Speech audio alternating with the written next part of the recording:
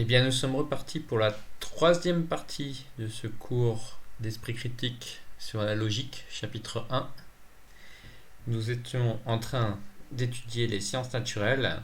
Nous avons vu que les sciences naturelles avaient un certain nombre de prérequis, et la première chose, c'était de définir précisément le champ d'observation, essayer d'obtenir des observations les plus précises possibles, en utilisant des instruments de mesure, en faisant éventuellement des expériences. On reviendra sur ce point dans le chapitre suivant sur le dépassement des biais. Il faudra bien sûr que ces expériences, elles permettent de pallier à nos manques, à nos incapacités qui sont d'une part, par exemple, nos incapacités visuelles à voir des choses très petites. Ça sera peut-être par un instrument comme un microscope, ou des choses qui sont loin, comme on va utiliser peut-être un télescope, ou de savoir précisément quelle est la température d'un objet. On va utiliser un thermomètre. Mais aussi, et ce qui va être le plus important pour nous, de dépasser ce qu'on appelle les biais cognitifs, c'est-à-dire nos façons incorrectes de penser, pas seulement les imperfections liées à nos sensations. Peut-être qu'on ne sent pas vraiment être capable de différencier entre 35 et 36 degrés, alors qu'un thermomètre est capable de le faire, mais aussi d'être capable, en mettant en place des protocoles, un protocole expérimental par exemple dans une expérience, de dépasser les problèmes qui viennent de nos façons incorrectes de raisonner ou de penser. Et donc, autre chose importante à propos des sciences naturelles qu'on va voir, c'est important d'avoir des hypothèses. Donc, on va avoir des effets dont on cherche les causes, et on va pouvoir décrire peut-être plusieurs causes qui auraient pu avoir le même effet. Et donc, on va ici essayer de développer ce qu'on appelle des hypothèses. Et donc, le fait de développer des hypothèses à partir des effets, de déterminer les causes, c'est un raisonnement par induction. Et ce qu'on va faire, c'est pas forcément de déterminer une seule cause, mais de déterminer plusieurs causes possibles et ensuite de les comparer, de comparer les hypothèses. Donc on n'obtiendra pas comme ça des vérités absolues, mais on obtiendra que telle hypothèse ou telle autre hypothèse est plus plausible ou est plus pertinente. Donc on verra les sciences naturelles peuvent donc trouver leur vérité aussi via l'utilisation des systèmes formels, par ce qu'on appelle le processus de modélisation. Alors l'exemple typique de ça, c'est la science physique. La physique, depuis très longtemps, a utilisé ce système où on va décrire les lois de la physique via des équations. La physique est pleine d'équations, et ces équations, ce sont quoi? Ce sont des objets mathématiques, c'est-à-dire des objets qui sont dans un système formel. La façon dont les corps chutent suit des équations, mais en fait on a inventé ces équations dans un système formel. Alors c'est quoi l'intérêt? Parce que le système formel, il contient des vérités absolues et il permet de faire des raisonnements par transitivité un grand nombre de fois, ce que l'on ne peut pas faire directement dans le monde réel. Et donc ça va donner, via l'utilisation d'un système formel, ça va donner à la science physique des vérités quasi absolues, moins absolues que celles des systèmes formels, mais très très très sûres, parce que le système formel va pouvoir prédire des tas et des tas de choses, des vitesses, des distances, etc. Et qu'on va pouvoir vérifier dans le monde réel. On va pouvoir vérifier dans le monde réel l'adéquation entre le modèle théorique, le modèle qui est dans le système formel, et les observations qu'on a.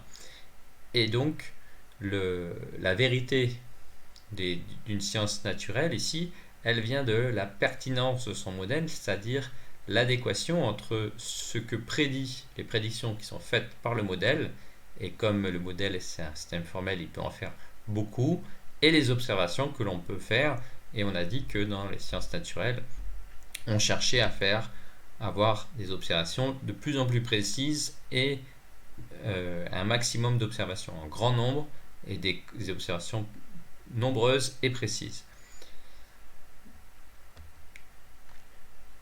Mais malheureusement, toutes les sciences naturelles n'ont pas encore développé de modèle ou ont développé un modèle imparfait ou sont en train de développer un modèle et ou par exemple ne peuvent pas développer de modèle. Alors c'est le cas aussi des sciences humaines comme l'histoire par exemple.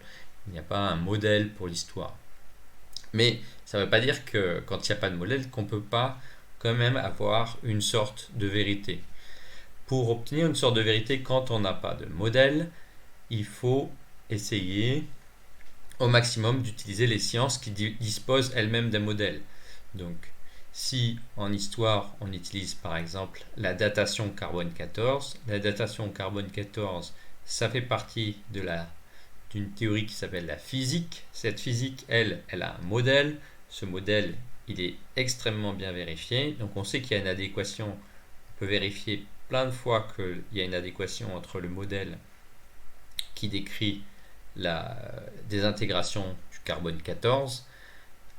Donc ce modèle, c'est un modèle mathématique, et la désintégration que l'on observe grâce à des instruments qui permettent de savoir combien de particules radioactives sont émises par un objet. Donc de cette façon, la datation qui va être utilisée en histoire, elle emprunte la véracité de la physique. Et ce qu'on va essayer de faire aussi quand on n'a pas de modèle, c'est d'accumuler des indices, des sources variées, ce qu'on appelle un faisceau de preuves. Par exemple, on va avoir une datation au carbone 14, mais peut-être aussi qu'on a un manuscrit qui nous donne des dates approximatives, etc. On va essayer de recouper les sources. Et autre chose qui va du coup être très importante, qui était vrai déjà dans les sciences naturelles qui avaient des modèles, c'est qu'on va comparer des hypothèses. On va pas dire ok, ça c'est vrai. On va dire non, dans l'état actuel des connaissances, cette hypothèse est plus probable que telle autre. On va dire ok, ça c'est pas la vérité, mais entre ça et ça, il y a plus de chances pour que ça soit ça qui soit vrai. Okay, donc on est dans une notion de vérité qui est beaucoup moins absolue que celle des systèmes formels. On est en train de comparer des hypothèses, de dire cette hypothèse est plus probable que cette autre hypothèse. Et quand on fait ça, en utilisant un maximum d'observations, on finit par avoir une hypothèse qui se dégage. Mais cette hypothèse, elle n'est que la meilleure jusqu'à ce qu'on en trouve une encore meilleure. Elle n'est pas dans un état de vérité absolue. On va prendre un exemple qui est très important dans l'esprit critique. On va faire deux hypothèses. Donc on est dans disons, ce qu'on appelle la biologie, c'est-à-dire qu'on étudie des animaux. Et on va considérer deux hypothèses. La première hypothèse, c'est que les animaux se reproduisent suivant des espèces qui ont été conçues initialement de façon intelligente. Cette hypothèse, elle s'appelle le créationnisme. Donc l'idée, c'est que quelqu'un a créé les animaux, et ces animaux, ils se reproduisent suivant leur espèce, et ils sont exactement comme étaient leurs ancêtres au moment où ils ont été créés. Ils n'ont pas leur forme, ni aucun de leurs caractères n'a été modifié depuis le moment où ils ont été créés, et le moment où on les a créés de façon intelligente. Hypothèse numéro 2, les animaux héritent de leurs ancêtres certains caractères, mais avec des variations aléatoires, c'est-à-dire que certains caractères peuvent être modifiés. Donc ça, c'est ce qu'on appelle habituellement la théorie darwinienne de l'évolution. Bon, bien sûr, les choses sont un peu plus compliquées que ça, mais c'est un exemple. On va confronter ces hypothèses avec différentes observations. Première observation, les animaux ont des caractères bien adaptés à leur milieu. Les animaux aquatiques sont bien capables de nager vite. les animaux qui vivent dans le désert sont adaptés à la chaleur, etc., etc. Les animaux qui mangent des plantes toxiques ont dans leur ventre de quoi digérer les plantes toxiques. Mais cette observation, elle n'a aucun intérêt quand on veut comparer ces deux hypothèses, puisque cette observation, à la fois, elle conforte l'hypothèse numéro 1, que les animaux ont été conçus de façon intelligente. Bien sûr, si les animaux ont été conçus de façon intelligente, on leur a donné des caractères qui leur permettent d'être adaptés à leur milieu.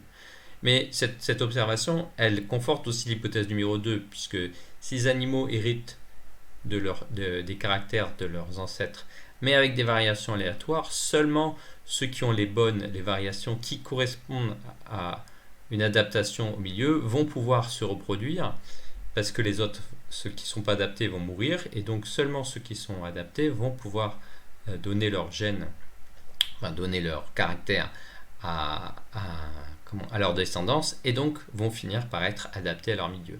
Donc l'observation 1, qui conforte à la fois l'hypothèse 1 et l'hypothèse 2, n'a pas d'intérêt si on veut comparer les deux hypothèses et dire telle hypothèse est plus probable que telle autre. Donc intéressons-nous par exemple à l'observation numéro 2.